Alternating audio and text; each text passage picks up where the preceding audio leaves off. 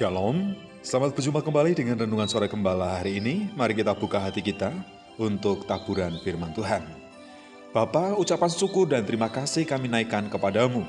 Kalau kami masih ada, bernafas, hidup dengan kekuatan, sampai hari ini, semua karena anugerah Tuhan.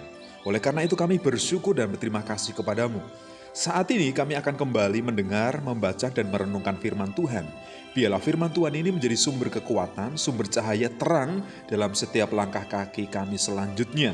Karena kami menerapkan firman Tuhan di dalam hidup kami. Terima kasih Tuhan Yesus. Haleluya. Amin. Tema firman Tuhan yang kita renungkan hari ini adalah Roh Kudus turun. Dari kitab Kisah Para Rasul, pasal yang pertama, ayatnya yang ke-8. Demikian firman Tuhan. Tetapi kamu akan menerima kuasa kalau Roh Kudus turun ke atas kamu. Dan kamu akan menjadi saksiku di Yerusalem dan di seluruh Yudea dan Samaria dan sampai ke ujung bumi. Sebelum Tuhan Yesus naik ke sorga, Ia telah berjanji kepada setiap orang percaya bahwa Roh Kudus akan turun memimpin dan menguasai orang percaya. Sehingga orang percaya akan menerima kuasa untuk mengalahkan iblis, kuasa untuk mengalahkan persoalan dan pergumulan di dalam kehidupan kita.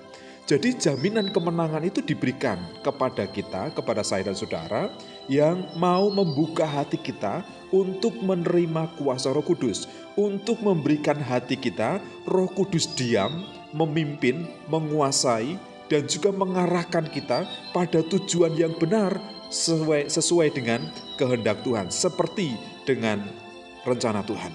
Kemudian yang kedua, kita akan menjadi saksi untuk memberitakan kasih Kristus. Jadi kasih Kristus yang telah kita terima itu kita sampaikan, kita beritakan kepada orang lain. Jadi kita juga memberitakan firman Tuhan, supaya hukum dan ketetapan-ketetapan Tuhan itu diterapkan dalam kehidupan setiap orang yang percaya kepada Tuhan Yesus Kristus. Itu melalui kita sebagai saksi, sebagai hamba-hamba Tuhan yang hidup dalam kebenaran. Kemudian yang ketiga, kita juga akan menjadi berkat bagi orang lain. Mengasihi dengan tindakan yang nyata, tidak hanya dengan perbuatan saja, tetapi dengan tindakan yang nyata, memperhatikan, menolong, dan juga memberikan bantuan kepada orang lain yang memang membutuhkan pertolongan dan membutuhkan bantuan. Lakukanlah itu dengan tulus, lakukanlah itu dengan setia.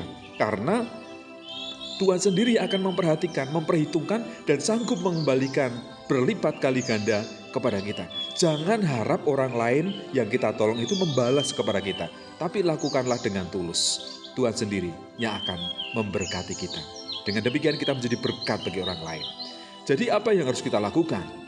Yang pertama, izinkanlah Roh Kudus menguasai dan memimpin kehidupanmu. Beritakanlah kasih Kristus dan jadilah saksinya yang hidup. Kemudian yang ketiga, nyatakan kasih Kristus dengan tindakan yang nyata. Dengan demikian kita menjadi berkat bagi orang lain. Saudara, kita semua harus menyadari bahwa harta, benda, berkat-berkat yang kita miliki itu bukan untuk memuaskan kesenangan kita secara pribadi saja, bukan untuk menyenangkan kita, tetapi untuk melayani Tuhan, untuk menjadi berkat bagi sesama.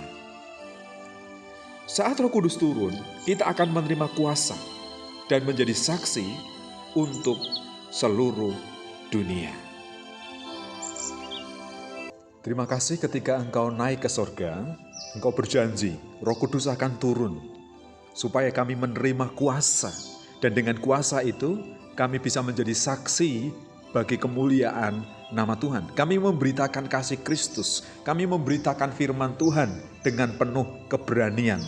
Juga kami menegur segala kesalahan dan pelanggaran, tentunya dalam kesabaran dan di dalam kasih Kristus.